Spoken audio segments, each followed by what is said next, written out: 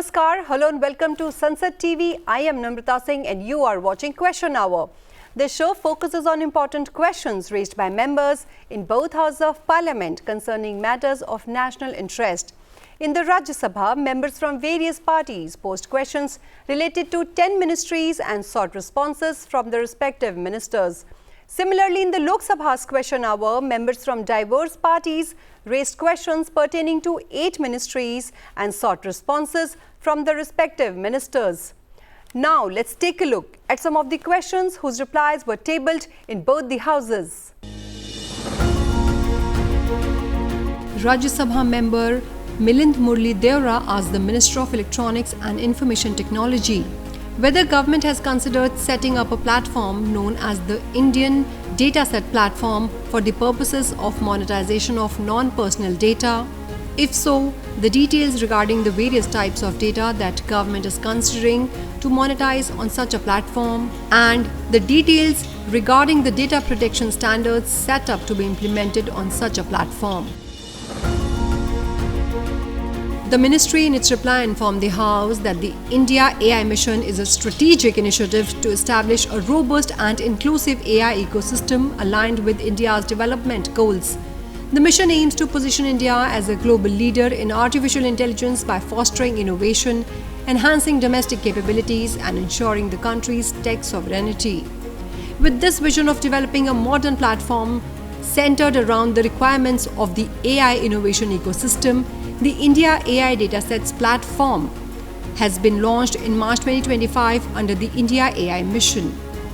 AI Kosh functions as a unified data platform integrating datasets from all existing data platforms as well as onboarding non-government data contributors and providing new age AI-centric features. The purpose of the platform is to enable access to non-personal data for building AI application and non-monetization. Data owners can decide the criteria of access of their data as per the provisions of National Data Sharing and Accessibility Policy 2012. At present, the platform offers a comprehensive collection of resources for AI development, featuring over 300 datasets sourced from more than 10 entities across 12 sectors. It also includes more than 150 AI models provided by 5 different entities, alongside a library of over 5 use cases that demonstrate potential applications using the available datasets and models. The platform provides over 10 toolkits comprising development utilities for project integration as well as tutorials to help users understand and navigate its features. Also, monetization of non-personal data has been envisaged at the AI Kosh platform. The AI Kosh platform implements stringent data protection standards to ensure the security and confidentiality of user information. It adheres to relevant regulations under Indian law, including Information Technology Act 2000 and Data Protection Bill. This compliance governs how personal and usage information is handled, thereby ensuring legal accountability. The platform does not engage in monetization of data in any capacity. Consequently, there will be no purchasers or subscribers. Lok Sabha member Ganiben Nagaji Thakur asked the Minister of Ayush total number of Ayurvedic medical colleges set up by the government during the last 3 years, including Gujarat, and whether the government proposes to set up more Ayurvedic medical colleges in future. Ayurveda ये हमारी पारंपरिक चिकित्सा पद्धति है और आयुर्वेद को बढ़ावा देने के लिए 2014 के पहले हमारे देश में आयुष मंत्रालय भी नहीं था। सिर्फ एक स्वास्थ्य विभाग के अंतर एक विभाग चला जा रहा था। आदरणीय नरेंद्र मोदी जी की सोच ने और उनके दूरदर्शी विचारों ने 2014 में आयुष मंत्रालय हमारे देश में खोला गया और इस आयुष मंत्रालय खुलने के बाद अध्यक्ष महोदय भारी मात्रा में आयुर्वेद कॉलेज में भी बढ़ोतरी हुई है। अगर मैं आपके माध्यम से सदन को बताना चाहूँगा कि 2013 में यूजी की सीटें हमारे देश में सिर्फ लगभग 31,000 थी, जो कि बढ़कर 2024-25 में 66,718 हो गई। और पीजी की सीटें जो थी 2013-14 में लगभग 3,000 थी, अभी 2024-25 में 7,782, लगभग 145% की उसमें वृद्धि की गई। 2013-14 में आयुर्वेदिक सिर्फ 520 कॉलेज हमारे पूरे देश में थे। 2024-25 में उनकी संख्या 883, लगभग 60% की वृद्धि हुई। और पीजी कॉलेज में भी सीटों में 95% की वृद्धि हुई है। अध्यक्ष महाराज, मैं सम्माननीय सदस्य को बताऊंगा कि जो भी नया कॉलेज स्थापित करने का सवाल होता है तो हमारे राज्यों से अगर उनके स्टेट एनुअल प्लान में अगर वो डिमांड करते हैं तो हमारे नाम के माध्यम से केंद्र सरकार से हम उसे 70 करोड़ की अनुमति देते हैं, जो कि 60-40 में होता है। अगर सम्माननीय सदस्य को मैं बताना चाहूँगा कि आप अगर राज्यों से उनके स्टेट एनुअल प्लान में अगर केंद्र के तरफ डिमांड करते हैं तो निश्चित रूप से 70 करोड़ रुपए तक की उसे मान्यता नाम के अंदर यहाँ से दी जाएगी। Rajya Sabha members Dr. Bhagwat Kishan Rao Karad and Subhash Barala asked the Minister of Food Processing Industries the specific measures to be implemented to ensure MSMEs receive effective hand-holding support before, during and after WFI 2025, and in what manner will the event ensure equitable representation of smaller states and less developed food processing ecosystems.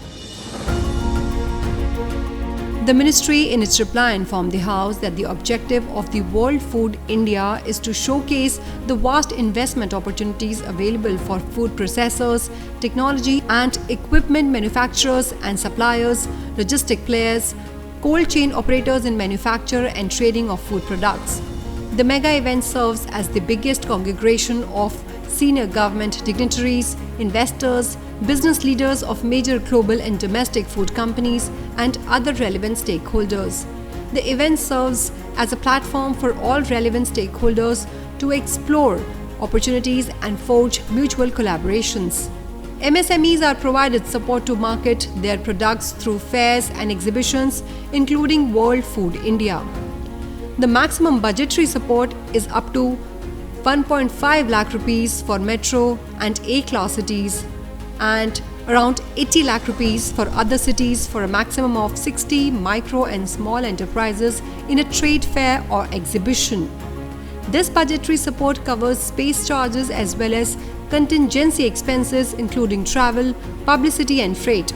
In addition, the Pradhan Mantri Formalization of Microprocessing Enterprises Scheme supports MSMEs by providing financial assistance and capacity building.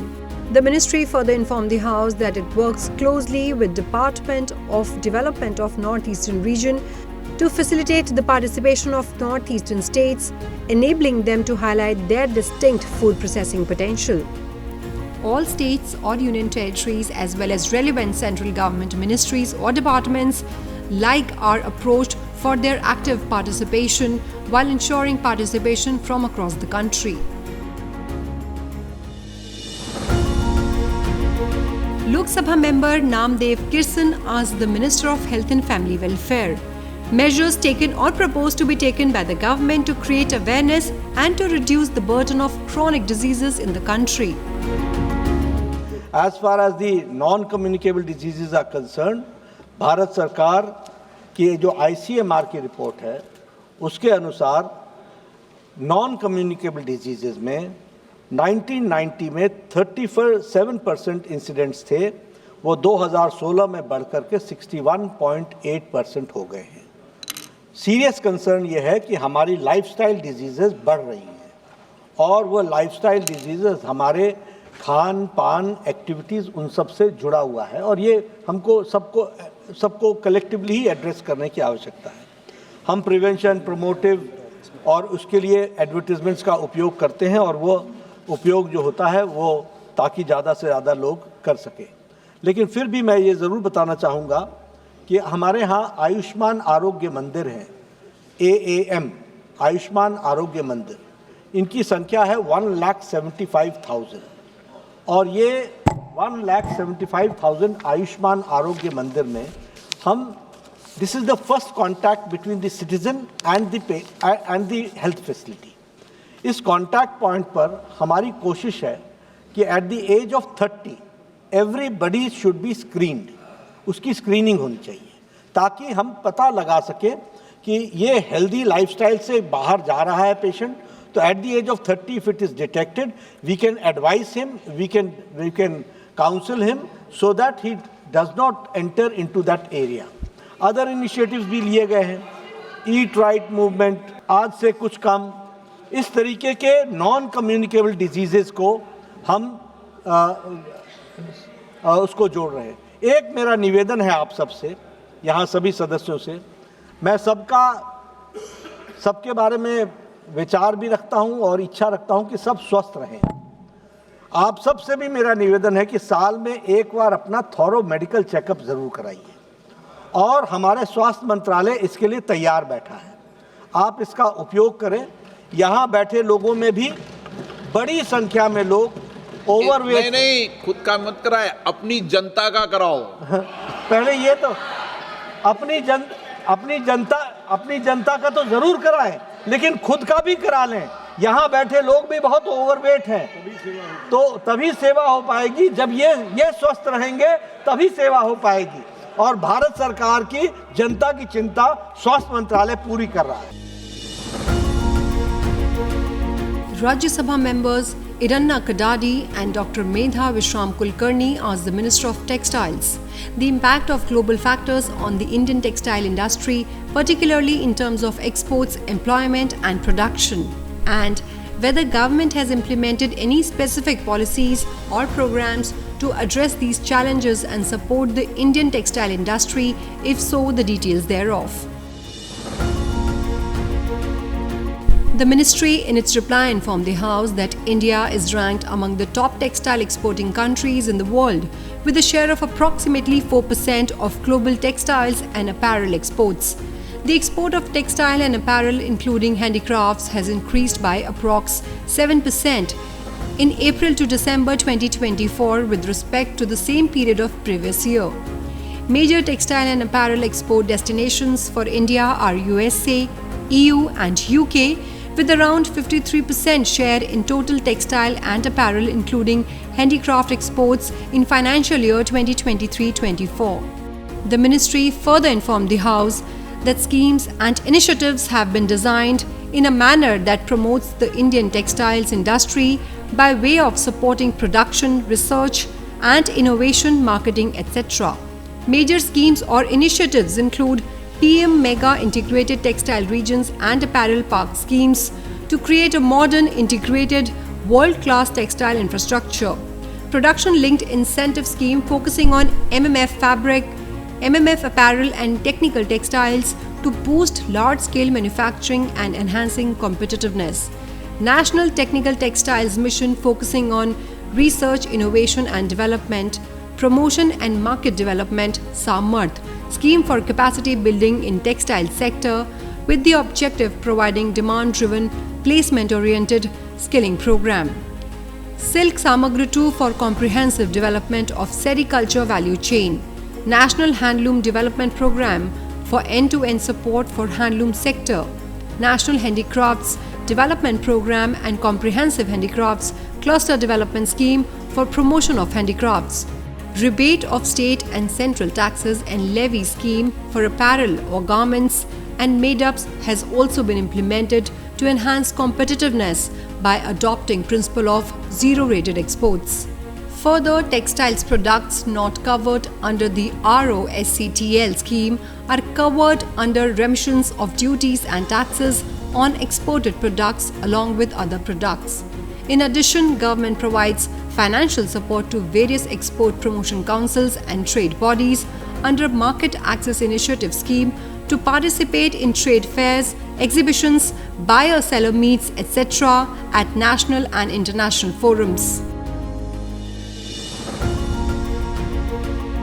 Lok Sabha member D. Purandeshwari asked the Minister of Health and Family Welfare whether any significant progress has been made under the National TB Elimination Program in terms of reducing TB incidence and mortality rates in the country, and if so, the details thereof, and whether the government has any plans to sustain the decline in TB cases, and if so, the details thereof. Our special focus was on the vulnerable groups. Vulnerable groups include many kind of people, the PLHIVs, the alcoholics, the smokers, the people living in old age homes, asylums, orphanages, and even tribal communities. So we specially deployed the Nikshay Vahans, these mobile medical vans which were equipped with the screening and diagnostic machinery and equipments which could reach out to the most remotest areas, the vulnerable population, the tribal groups, and we screened them, and we have been able to screen a large number of people. I just quoted the figure. My senior minister said 11 crore people have been screened under this 100 days effort. So no stone has been left unturned to reach out to our tribal population, and our frontline health workers are working at the grassroots level to increase awareness, sir. We are also involving the community because we understand alone government cannot make this happen. So community involvement is also been given a lot of emphasis. So MDR TB patients के लिए we have introduced, we earlier had a treatment regimen which was for a longer duration, 9 to 11 months. But recently we have come up with an even more short duration regimen which is only for 6 months. So it is shorter, it is safer, it is efficacious. It is called BPAM. My Honorable Senior Minister has already explained, sir. And we are maintaining good amount of drug stocks, and we are also tracking and monitoring so that drugs in sufficient quantity are always available. We have also enhanced the number of the MDR TB treatment centers in the country from 126 to 826.